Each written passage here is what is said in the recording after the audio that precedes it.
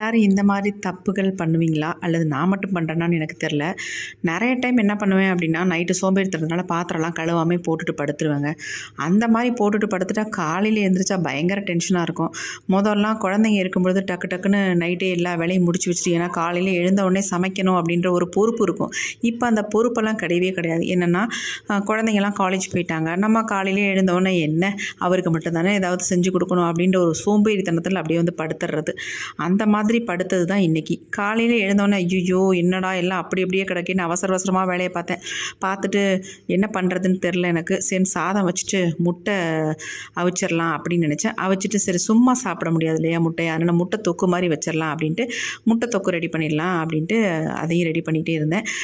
முட்டை வந்து எடுத்தது போக பாக்கி முட்டை இருந்துச்சுன்னா எடுத்து எக்ஷலில் வச்சுட்டு உள்ளே தூக்கி வச்சுருவேன் ஃப்ரிட்ஜில். அவங்க வந்து 2 அட்டையும் எடுத்துகிட்டு போயிட்டு எங்களுக்கு வந்து 2 அட்டை முட்டை அட்டை கொண்டு வந்து கொடுத்துருவாங்க.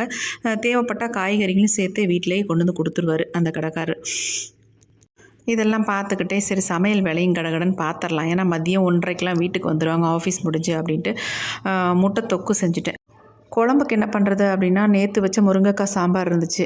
ஏன்னா அப்பு இருந்ததுனால முருங்கைக்காய் சாம்பார் வச்சுருந்தேன். அவனுக்கு ரொம்ப பிடிக்கும் அப்படின்ட்டு மிச்ச சாம்பார் இருந்ததுனால அந்த சாம்பாரை நாங்கள் சாதத்துக்கு போட்டுக்கிட்டு முட்டை தொக்கும் வச்சு 2 பேரும் சூப்பராக சாப்பிட்டோம் மதியானம். நைட்டுக்கு ஏதாவது டிஃபன் மாதிரி ஏதாவது செஞ்சுக்கலாம் அப்படின்னு சொல்லிட்டு விட்டாச்சுங்க.